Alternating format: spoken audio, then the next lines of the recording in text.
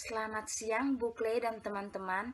Kami dari kelompok 5 akan mempresentasikan materi mengenai komunikasi tentang pekerjaan, penulisan surat lamaran, dan resum. Sebelumnya perkenalkan nama terlebih dahulu. Saya sendiri Valentina Bupu 18094, Yuliana Norce 18062, Arlin Kakak 18082, Januaria Faulawewo 18181, dan Johanna Oktaviana 18169. Yang pertama yaitu penulisan lamaran kerja. Penulisan lamaran kerja perlu menggunakan pendekatan yang pertama attention, interest, desire, dan action untuk mengunggah atau menarik perhatian pembaca. Pendekatan AIDA ini lebih menekankan pada sisi sikap pelamar dan apa manfaat yang didapat oleh pembaca. Yang pertama yaitu attention. Prinsip pertama dalam penulisan surat lamaran kerja adalah attention atau perhatian. Artinya, pelamar kerja harus dapat meyakinkan pihak organisasi atau lembaga pencari kerja bahwa pelamar kerja memiliki sesuatu yang bermanfaat atau dapat menumbuhkan rasa tertarik bagi pembaca. Yang kedua yaitu interest. Prinsip kedua dalam penulisan surat lamaran kerja adalah interest atau minat. Artinya, pelamar kerja harus dapat menarik perhatian pembaca dengan menjelaskan relevan pesan-pesan yang disampaikan. Yang ketiga yaitu desire. Prinsip ketiga dalam penulisan surat lamaran kerja adalah desire atau hasrat. Artinya, pelamar kerja harus dapat menumbuhkan hasrat pembaca untuk mengetahui lebih jauh apa yang sudah dituliskan dalam surat tersebut. Dan yang terakhir yaitu action. Prinsip keempat dalam penulisan surat lamaran kerja adalah action atau tindakan. Artinya, pelamar kerja harus dapat memberikan saran kepada pembaca untuk pengambilan sesuatu tindakan tertentu berkaitan dengan harapan atau keinginan dalam menulis surat tersebut. Salah satu tindakan tertentu yang dapat dilakukan oleh pembaca adalah memberikan kesempatan untuk melakukan wawancara kerja atau job interview. Selanjutnya, pengorganisasian surat lamaran kerja. Penulisan surat lamaran kerja yang baik perlu memperhatikan kaidah-kaidah baku dalam penulisan surat lamaran kerja. Artinya, seseorang pelamar kerja harus memahami dan mempersiapkan dengan sebaik-baiknya apa saja yang perlu dituliskan dalam surat lamaran kerja serta bagaimana pengorganisasian penulisannya. Secara umum, pengorganisasian penulisan surat lamaran kerja memiliki 3 bagian utama, yaitu paragraf pembuka, pertengahan, dan penutup. Yang pertama, paragraf pembuka. Surat lamaran kerja sebagaimana dibuat sebaik mungkin dan menarik perhatian bagi pembacanya. Surat lamaran kerja harus menyatakan secara jelas bahwa pelamar kerja sedang melamar suatu pekerjaan, sehingga ia perlu mengidentifikasikan jenis pekerjaan yang diminati. Surat lamaran kerja yang baik menarik perhatian pembacanya perlu mencantumkan hal-hal sebagai berikut. Yang pertama, rangkuman. Pada bagian awal, surat lamaran kerja pelamar kerja perlu mengemukakan kualifikasi yang dimiliki yang paling relevan dengan jabatan yang diinginkan dan jelaskan bahwa kualifikasi tersebut akan menguntungkan atau memberikan manfaat bagi perusahaan atau lembaga yang dilamar. Yang kedua, nama. Pelamar kerja dapat menyebutkan nama seseorang yang sudah dikenal oleh atau seseorang yang menyarankan pelamar kerja untuk melamar pekerjaan di perusahaan atau lembaga tersebut. Pada umumnya, pola ini digunakan ketika lowongan atau kesempatan kerja tersebut hanya digunakan untuk kepentingan internal organisasi tersebut. Yang ketiga, sumber publikasi. Sebutkan dari mana pelamar kerja mendapat informasi tentang adanya lowongan kerja di perusahaan tersebut. Sumber informasi ini antara lain surat kabar, majalah, dan radio. Dalam surat lamaran, jelaskan secara singkat bahwa pelamar kerja memenuhi persyaratan yang dikehendaki oleh perusahaan. Selanjutnya akan dijelaskan oleh teman saya. Selanjutnya, saya Yuliana Nurce, NIM 182114062. Yang pertama, pertanyaan. Gunakan kalimat tanya pada awal paragraf untuk menarik perhatian pembaca yang menunjukkan bahwa pelamar kerja mengetahui problem, kebutuhan, dan tujuan suatu organisasi serta mempunyai keinginan untuk membantu memecahkan masalah tersebut. Kemudian yang kedua, cuplikan berita. Pelamar kerja dapat mengambil cuplikan berita di surat kabar atau majalah yang menyebutkan bahwa suatu perusahaan sedang merencanakan membuka kantor cabang, memperkenalkan produk baru, atau memerlukan tenaga operator, dan sebagainya. Selanjutnya, paragraf pertengahan. Setelah menarik perhatian pembaca, pada awal paragraf, pelamar kerja perlu menyajikan kualifikasi yang dimilikinya untuk mengisi suatu pekerjaan yang diinginkannya, di mana yang pertama pendidikan. Pada bagian pendidikan ini, pelamar kerja akan dapat menunjukkan bahwa ia mempunyai latar belakang dalam dunia bisnis yang cukup luas dan bidang tertentu secara mendalam. Kemudian menunjukkan bagaimana pendidikannya relevan dengan jenis pekerjaan yang dilamar, dan menjelaskan bagaimana dan mengapa ia menambah bidang studi pilihan penting di luar bidang studi inti. Selanjutnya, pengalaman kerja. Pelamar kerja akan dapat melakukan adaptasi dan mencoba bekerja sama dengan lingkungan. Pelamar kerja dapat memikul tanggung jawab suatu pekerjaan dengan baik, dan pelamar kerja adalah orang yang mampu bekerja keras. Kemudian, sikap, minat, aktivitas, dan kualitas. Pelamar kerja dapat menjelaskan tentang kemampuan dalam melakukan kerjasama dengan orang lain, sikap pelamar kerja terhadap bidang pekerjaan, perusahaan, suasana kerja, dan kualitas personal. Contohnya kegiatan ekstrakurikuler dan sejenisnya. Kemudian paragraf penutup.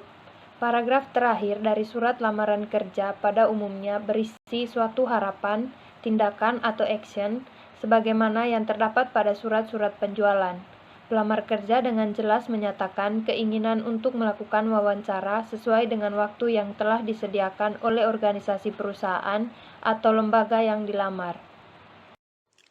Baik, yang berikutnya saya akan menjelaskan mengenai tips untuk melamar kerja. Pelamar kerja sebenarnya sedang menjual potensi diri kepada perusahaan secara tertulis, baik mencangkup kepribadian, kualifikasi, pelatihan yang pernah diikuti, pengalaman kerja, dan hobi.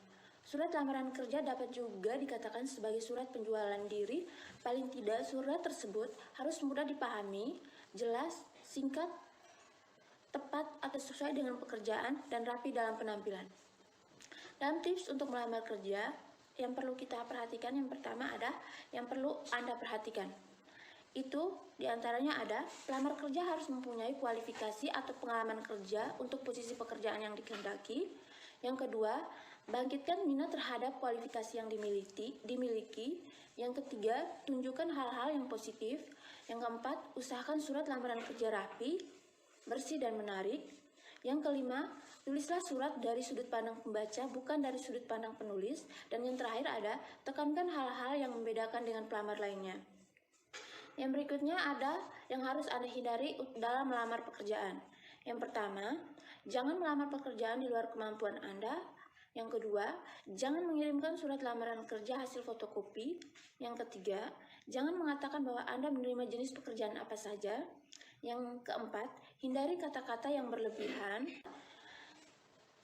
Hindari untuk mempersalahkan gaji kecuali ketika ditanyakan pada saat wawancara kerja, dan yang terakhir, jangan memberi komentar langsung tentang karakter pribadi.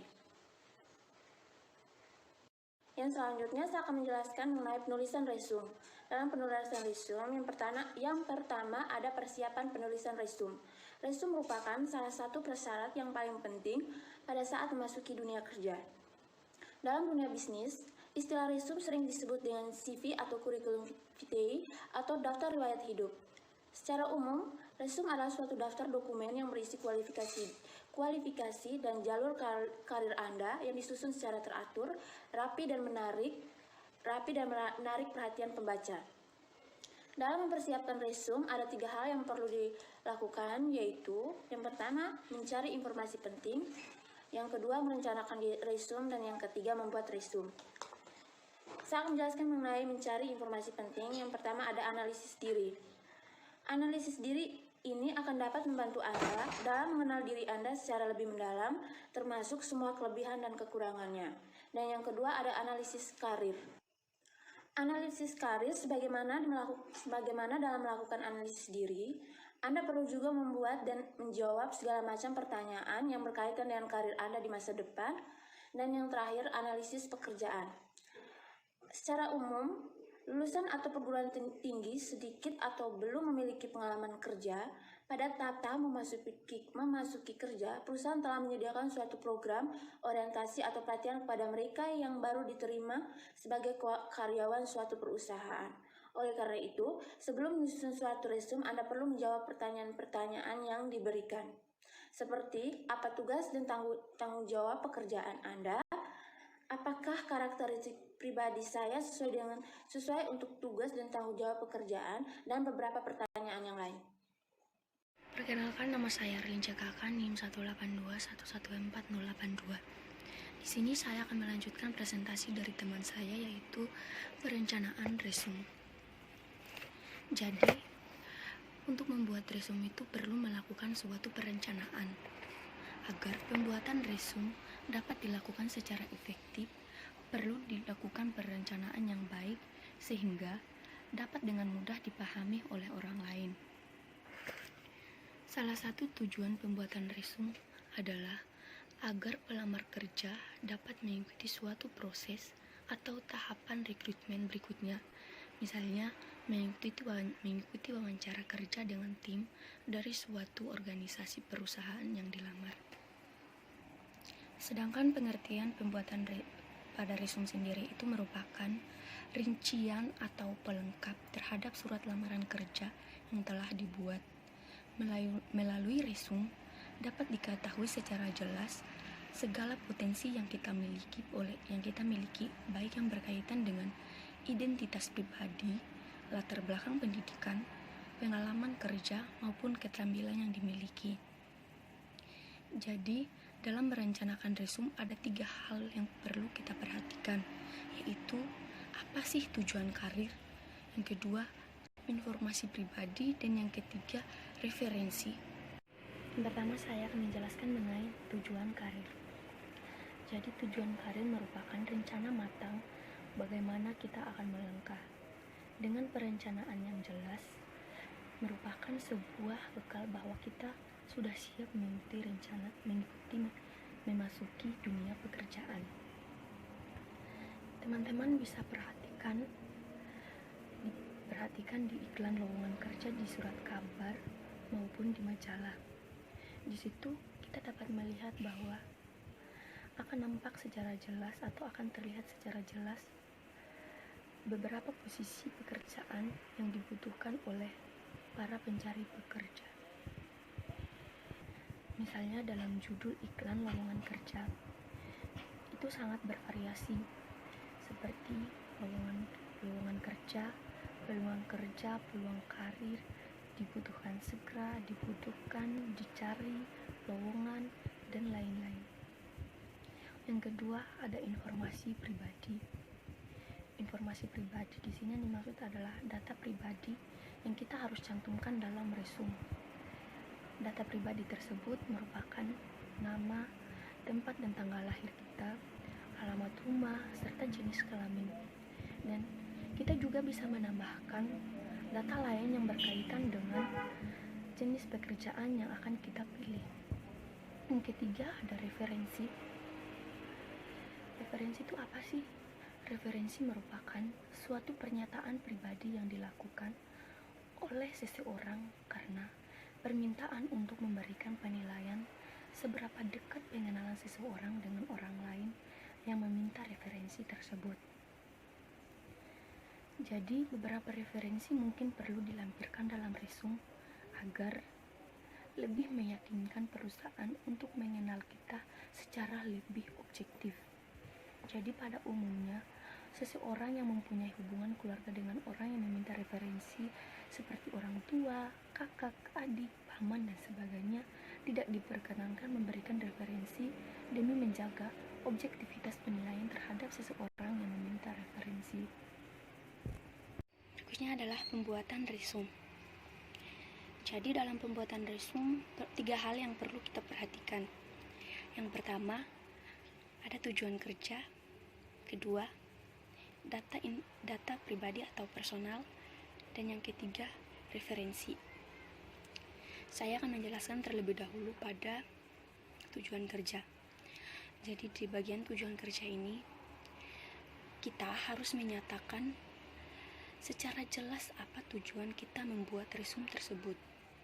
Misalnya, kita ingin mengisi lowongan kerja sebagai manajer pemasaran, manajer keuangan, manajer operasi, teknisi komputer, dan lain-lain. Salah satu contoh lagi di kampus, misalnya kan kita ingin mengikuti kegiatan misalnya kita ingin menjadi panitia insada. Di situ kan kita harus membuat CV, dan di situ kita harus memilih kita mau di bagian divisi apa, seperti itu. Dan yang kedua, ada informasi pribadi atau personal. Jadi informasi pribadi atau personal ini antara lain adalah pendidikan.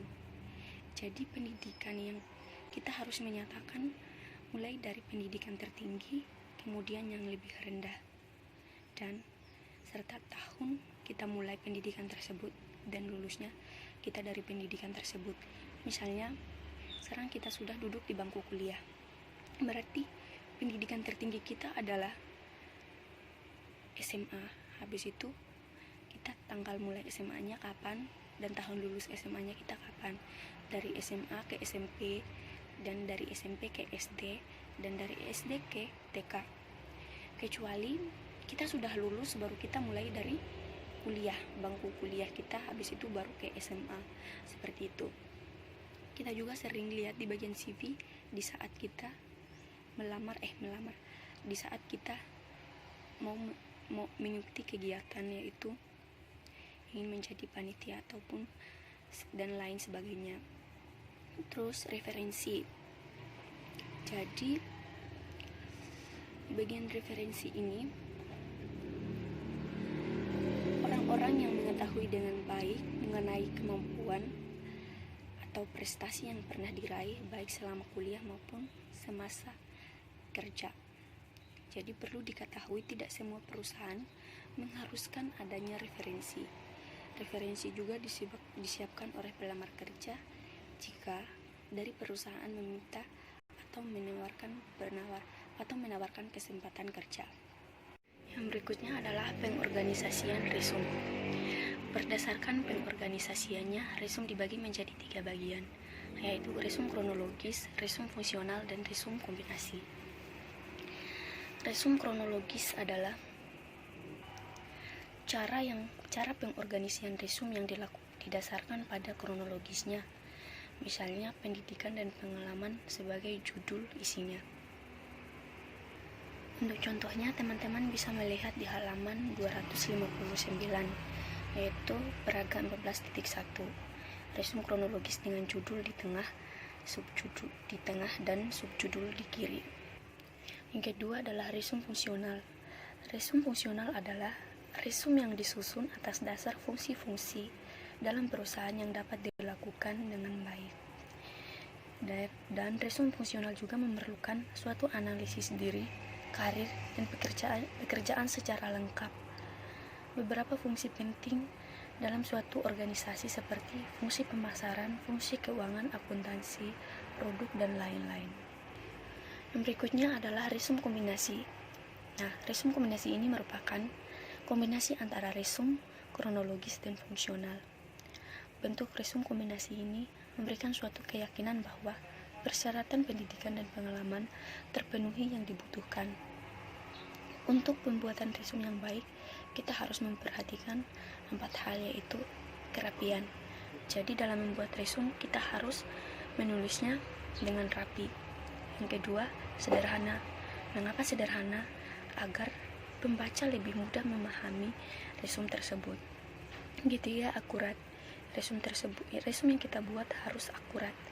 Dan yang terakhir adalah kejujuran. Resume yang kita buat harus jujur apa yang jadi, misalnya kita ingin membuat resume tersebut, jadi harus sesuai misalnya keterampilan kita. Jadi dalam resume tersebut harus sesuai dengan keterampilan apa yang kita miliki. Yang selanjutnya, masalah dalam penulisan resume. Beberapa masalah yang mungkin muncul dalam penulisan resume diantaranya yang pertama, resume dibuat terlalu panjang sehingga terkesan tidak tegas dan kemungkinan besar memasukkan data yang tidak relevan sehingga tidak akan mencapai sasaran. Yang kedua, resume yang ditulis terlalu singkat sehingga tidak memberikan informasi atau data yang cukup bagi pembaca untuk melakukan penelaahan lebih dalam. Yang ketiga, format penulisan resume kurang baik, inden dan tidak konsisten, kurang memperhatikan tanda baca dan sejenisnya sehingga isi resume sulit dimengerti. Yang keempat, terlalu banyak menggunakan kalimat yang bersifat kompleks. Alangkah lebih baiknya kalau kalimat yang digunakan bersifat sederhana atau simpel. Yang kelima, resume mengandung banyak kesalahan, ketik atau tulis, dan yang lebih fatal lagi kesalahan penyusunan kalimat. Yang keenam, pelamar tidak dapat menunjukkan secara tegas dalam resume tujuan pekerjaan yang dikehendaki, posisi, dan bidang pekerjaan apa yang diminati atau yang diinginkan.